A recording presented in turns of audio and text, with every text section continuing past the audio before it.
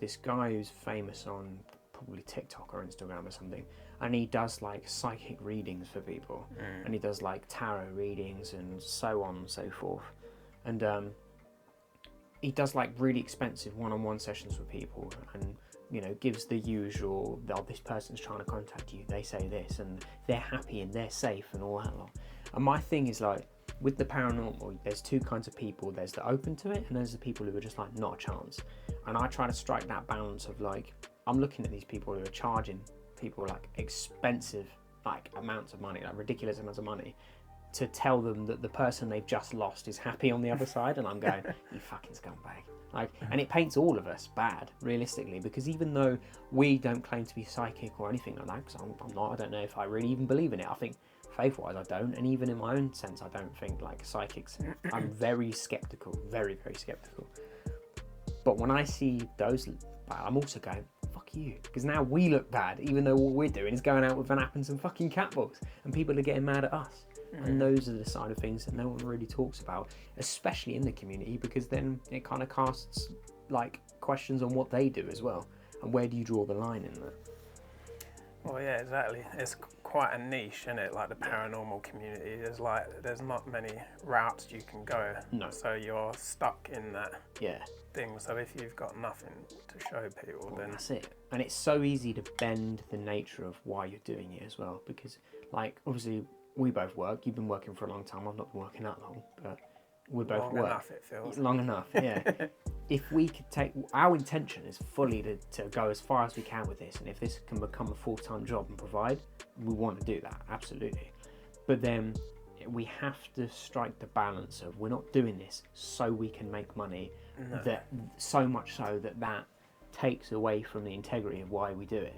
Like, we know what our reason is, but then there are a lot of people who in our shoes as well, who they don't want to work the shit job that they do. They want to go the YouTube route or the sort of creator route, and because of that they kind of sacrifice their I'm curious about the paranormal, and now they drift into that more entertainment product. But because it lingers somewhere between curiosity and entertainment, it blurs the line even more about what they do in the paranormal and why they're there. And I'm quite intrigued to see what happens with us, because I feel fairly steadfast in the fact that I do this for curiosity, and I'll stick with entertainment side of it in like stuff like this podcast and stuff like that. Yeah, I want to have experiences, you know, like in the same, like curiosity. I want to go somewhere. How many videos do we do where anything happens? Bloody hardly anything. Well, yeah, really, if I wanted to think of moments, I can maybe think of 5, 6 of like standout moments now of the 30 plus investigations we've done that really stand out.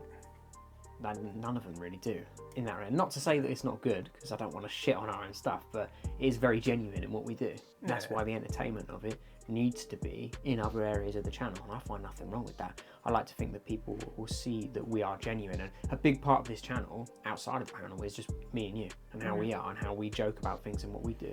And I've heard people, some of the feedback we get is that as well as seeing paranormal or trying to find the paranormal, the realities of what you can experience, they love how we put things and how we phrase things and the shit we joke about, the dumb things we add into it as well. And this is just us normally, how you see us on YouTube. That's how we are. Yeah. 24/7. Yeah, you know? all the time. And I'm sure it gets exhausting for certain individuals around us, but we're all like that. We're always like that. And so this is why I think it works well. This is why we do stuff like this, because we have good personalities to make entertaining stuff. I like to think anyway. Maybe that's a bit my ego kicking in, but I think we're quite... Yeah, you're a bit more... don't know what the word would be, not hyperactive. You're a bit more animated than me. I'm a bit more, you know, quieter. Yeah. But then again, we all have our moments in different things. Mm-hmm. But both, like, that curiosity is what keeps bringing me back to it. Because, I mean, to be fair, I think before starting it, I saw other people investigating. Like, one person I saw who was making investigations, who I was surprised that was doing it for like curiosity's sake rather than for entertainment, is that Daz Black used to do like vines and stuff back in the day, moved on to YouTube years ago and makes mostly gaming content and react content. And he started a paranormal series where he met up with another group of paranormal investigators. They go around to places, they've done like 30 East Drive and places like that, the ancient Ram Inn, and they have some really good evidence. Like, to be fair, 30 East Drive was really quiet, nothing happened, and they don't shy away from the fact that nothing happened. But in the ancient Ram Inn, they have a part where they've got a static cam outside of a room, like looking at the door, and it's like a door with like one of those old latches that lifts and then swings. And then they've got them on the inside filming, and the door swings open, and Daz on the other side of it panics and slams it shut. So yeah, like I saw those videos and I went, man, I've always wanted to do it, but looking at that, I was like, I think we can do that, and I want to do that. And his channel was the perfect like moment of, this is entertaining, but it's not fake or entertainment. It's not glamorized to be. Yeah. Well, it's just the same. Like, we went all the way to the bloody White Hart Hotel and nothing happened. The only thing we had happen notable was at the end there was that weird squeak that we heard and you can hear it on the camera. That was it. Yeah. I mean, we had there was the guy who checked us in. His name was Ryan. He told us about that hallway where there's apparently the spirit of a child that runs up and down it. And when we went there and we had our spirit talker, it came out with that name. And it's the first time it's ever come out with that name. And so that and the squeak is all that happened for that entire night. We didn't embellish it. We didn't try to make it look crazy or anything. I mean, there was the social media side of it where we did the shorts and stuff like that, but that's not the investigation.